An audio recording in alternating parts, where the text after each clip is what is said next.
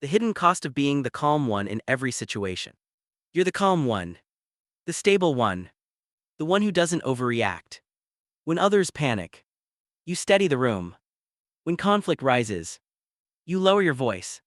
When emotions spill, you absorb them, and people admire you for it. But what no one sees is how heavy it feels to never fall apart. Because sometimes, being the calm one means you never get to be held. You've probably heard it before. You're so mature. You handle things so well. I don't know how you stay so calm. At first, it feels like a compliment. And maybe it is. But over time, something subtle happens. You stop expressing frustration. You filter your sadness. You edit your anger. Not dramatically. Just enough. Enough to keep the room stable. Enough to keep others comfortable. And slowly, you become the emotional regulator of every environment you enter. Psychology calls this emotional labor. It's the process of managing your own emotions in order to influence the emotions of others. Originally studied in workplace dynamics, but it applies deeply to relationships. Your nervous system begins tracking everyone else's state. Who's tense? Who's irritated? Who's overwhelmed? And without thinking, you adjust. The problem isn't calmness. The problem is chronic self-suppression. Over time, emotional suppression activates the prefrontal cortex to inhibit the amygdala, the brain's threat detection system. That takes energy. And when it becomes your default role, you start to feel tired in a way sleep doesn't fix. Not explosive tired. Quiet tired. The kind that feels like distance. Let's pause something important here. You are not emotionally unavailable. You are not cold. You are not disconnected. You likely became calm for a reason. In many families, someone unconsciously takes on the stabilizer role. Maybe conflict was unpredictable. Maybe strong emotions felt unsafe. Maybe being easy earned approval. So your nervous system learned something powerful. If I stay steady, things don't escalate. And that strategy worked.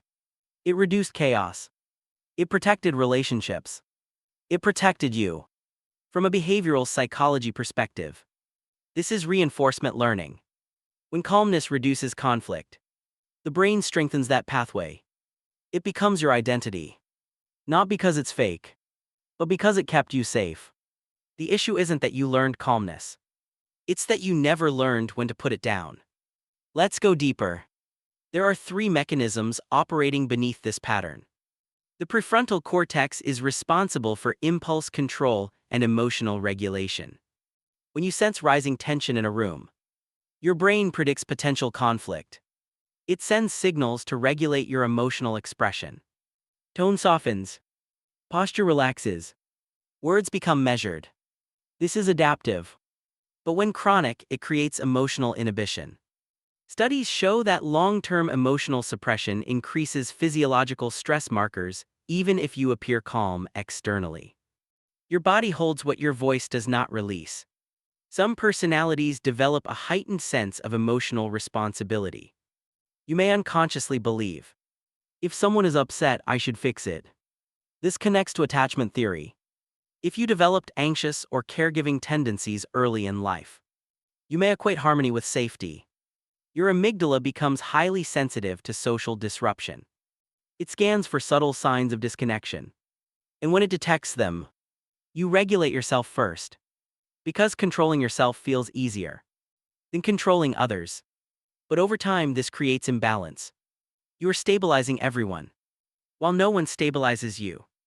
Identity theory tells us something powerful. When a behavior becomes socially rewarded, it fuses with self-concept. You're not just calm. You are the calm one. And once that identity forms, your brain defends it. Even when you're overwhelmed. Even when you want to scream. Deviating from that identity feels threatening. Because identity equals predictability. And predictability equals safety. So you stay composed, even when your internal weather is storming. So what do you do when calmness becomes a cage? Here are four psychologically grounded principles. Regulation means feeling fully and choosing how to express. Suppression means not allowing yourself to feel it all. The difference is internal. After a tense moment, ask yourself, did I feel my emotion or did I bypass it?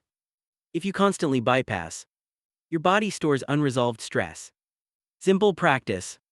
Name your emotion privately. Not out loud. Just internally. Anger. Hurt. Frustration. Affect labeling has been shown in neuroscience studies to reduce amygdala activation. Numbing emotions helps process them. It prevents silent accumulation. Notice when you are adjusting before anything has even escalated. That's predictive regulation. Your brain is preventing imagined conflict. Next time tension rises, pause. Let a few seconds pass without adjusting. Observe. Often the room regulates itself. This retrains your nervous system. You are not solely responsible for emotional stability. Shared environments require shared regulation. If you go from fully composed to explosive honesty, it shocks people and reinforces your fear. Instead, introduce micro-honesty. I actually feel a little overwhelmed. That comment bothered me more than I expected. Small disclosures. Gradual authenticity. This rewires your identity safely. Exposure therapy principles apply here. Gradual emotional expression reduces fear over time. Chronic calmness often masks relational asymmetry. Ask yourself, who regulates me? Who holds space for my frustration? Who can handle my emotional range? Attachment research shows secure bonds allow emotional fluctuation without fear of abandonment. If you have no space where you can be messy, that's not strength. That's isolation. You deserve relational elasticity, not just admiration for composure. Here's the mental model. Imagine you are a thermostat. Whenever the emotional temperature rises, you adjust yourself to cool the room. You've done this so well that others rely on it. But thermostats don't ask, what temperature am I? They only respond. Over time, you forget to check your own internal climate. The goal is not to stop being steady. The goal is to stop being the only stabilizer. Instead of being the thermostat, be the climate. A full emotional system. Capable of calm. Capable of heat. Capable of fluctuation. Because health isn't permanent calm. It's dynamic balance. If you've been the calm one for years, it may feel strained to imagine being anything else. You might fear that expressing frustration will disappoint people. That anger will make you unsafe. That vulnerability will make you unstable. But emotional range is not instability. It's humanity. You don't have to become reactive. You don't have to abandon your steadiness. You just have to stop carrying everyone else's storms without acknowledging your own. You are allowed to be calm and tired, composed and overwhelmed, steady and in need of support. When you begin honoring your full emotional spectrum, calmness becomes a choice, not a role. And the weight you've been carrying becomes lighter, not because you dropped your strength, but because you stopped carrying it alone. And maybe for the first time, you don't just steady the room. You let the room steady you.